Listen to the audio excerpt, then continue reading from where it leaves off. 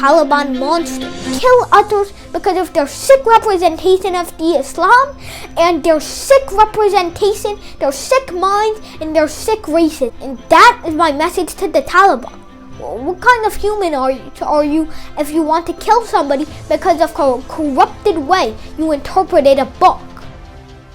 As the world moves forward, men and women critiquing the government, children going to school, and scientists discovering and inventing all around the world, the Islamic world is taking many steps backward, especially Afghanistan, as the Taliban eliminates women's rights, girls' education, and kills all the innocent that tried to save women and children from the Taliban's horrible oppression. The Taliban has once again seized power over millions of scared population, afraid that they will lose their lives and their rights once again to the Taliban. Millions of people with different beliefs, different religions, women, children, all people scared that they will lose their lives to the Taliban's terror. But the real question is, who is responsible for the Taliban's victory in Afghanistan?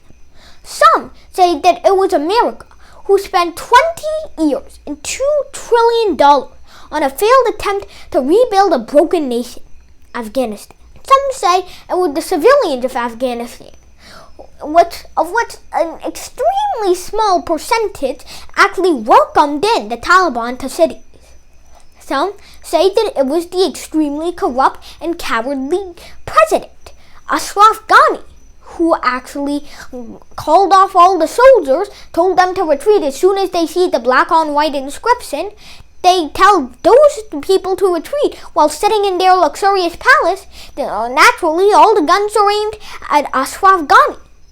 And then, much more people think that the Islamic State itself is responsible for this terror. Terrorizing innocents, destroying women's rights, destroying women as a whole, destroying any semblance of religion other than Islam, and reinterpreting Islam in an extremely hostile way. And they have brought to Afghanistan a vat of darkness. They have plunged Afghanistan into the vat of darkness that it has been in ever before 2001. As the President of the United States, in 2048, I will make sure that there is not one Taliban troop in Afghanistan. There is not one woman that goes without rights. And there is not one semblance of any terrorist group, not only in Afghanistan, but around the world. And to do that, I will not use bombs, nor nukes, nor guns, nor soldiers. I will use stories, true stories. True stories that see the Taliban spilling blood. True stories that see the Taliban killing innocents. And true stories that expose not only the Taliban, but also many other Muslim terrorist organizations around the world's evil. One of these true stories is the Peshawar school massacre. Now, let us rewind to December 18, 2014. I was sitting in NYU near the Bob's Library, aiming to get some books, just reading them, because that's what a 2-year-old would do. Normally, 2-year-old me at least. Then, I saw a TV, so I sat on a nearby couch and started looking at it, naturally. But then, horror struck through me. Let's zoom in and fast forward back 12 days. It was December 6th, 2014, 10:30 a.m., the same exact time that it was at that NYU building I was in. And Kola had been getting ready for school. 5-year-old Kola. She traveled to school, and there were rusty orange walls filled with dirt, clay, and the paint was still drying, but who cares about watching paint dry? She walked into her classroom, seeing hundreds of smiling faces, and a fire, a flame, spark of joy in all of these students. It seemed like they were so ready to help the country, to help the nation. Suddenly, shots started ringing. They looked behind themselves, but then they couldn't see anything. It went pitch black. Their minds did as well. they fell down and dropped dead as the Taliban's bullets entered their skulls. The Taliban shot and killed innocent people, and little Kola could do nothing but watch as her fellow students, her fellow classmates, her fellow teachers, everybody there was killed mercilessly. She had nothing to do. The only things she could do was run, as she saw all her classmates being slaughtered, butchered, so animals. And these people were disgusting. And she ran away to the nearest classroom where she thought her teacher could help her. In fact, her teacher was hiding too.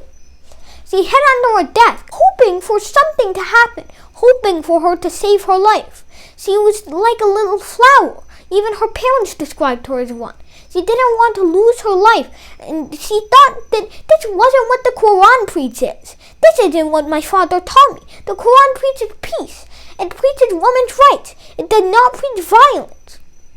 But nonetheless, Kola was killed. She first heard the gunshots, her screaming friends being killed one by one.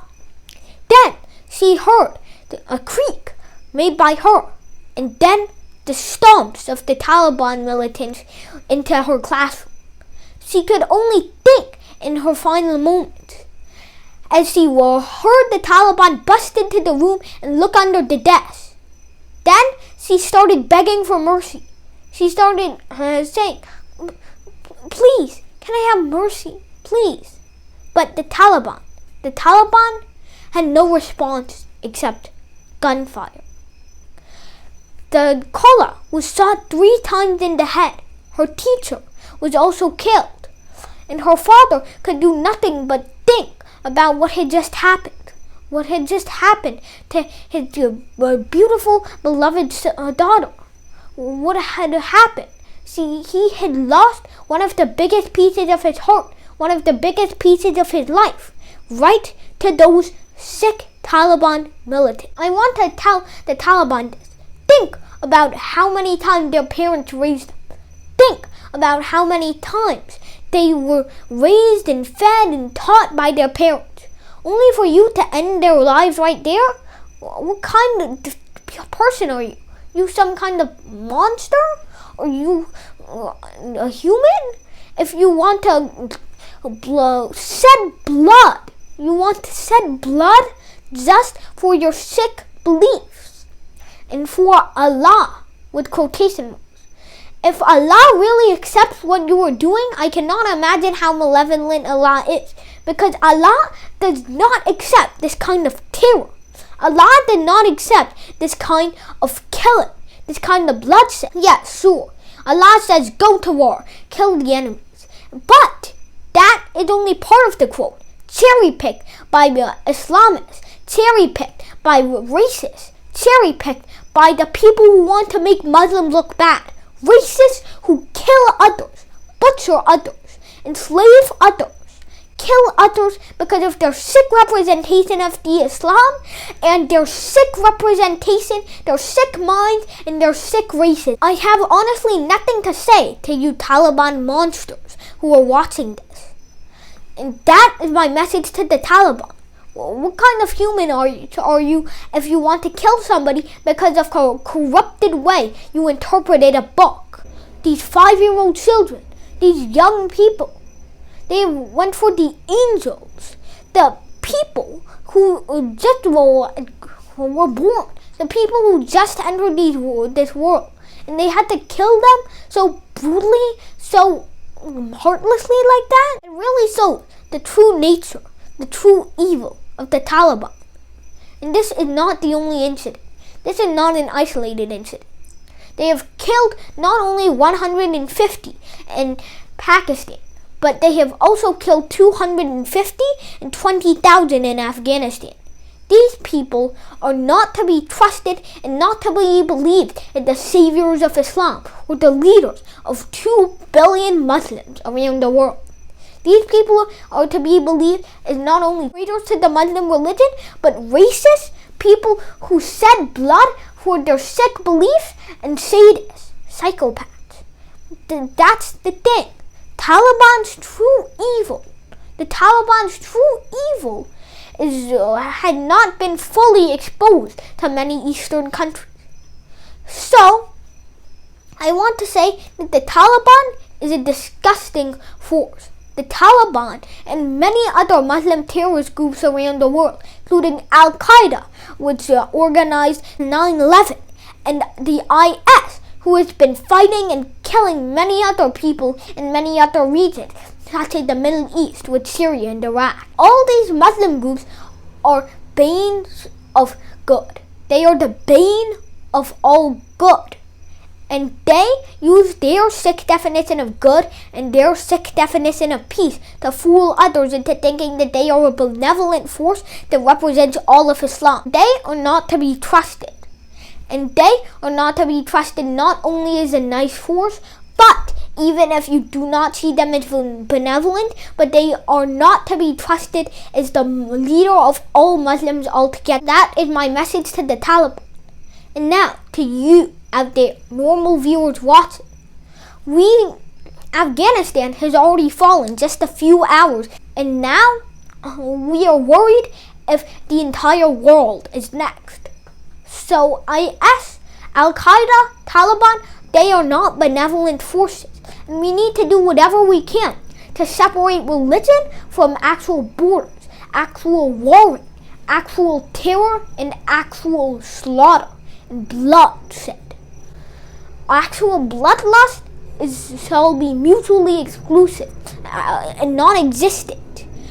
They shall be mutually exclusive from religion and non-existent altogether. It is what caused major wars, major loss of life, and no compromise. What can we do next? We can only hope that love may resolve this, or the Taliban soldiers will be eradicated, maybe 20 or 30 years into the future. But we have hope. And I hope that the Afghani people will one day be void of the Taliban, be void of Al-Qaeda, be void of anything that slows them down, drags them down into the vat of the Middle East-like Islamic culture that had built around terrorists. The weird culture that has grown around terrorists who have sprouted from the ripe thing that is Islam. The weird viruses that are infecting Islam. Terrorists. And I hope that one day Afghanistan will be free of these viruses, these terrorists who have been infecting Afghanistan. Subscribe to Bari Science Lab to fall in love with math and science, especially programming.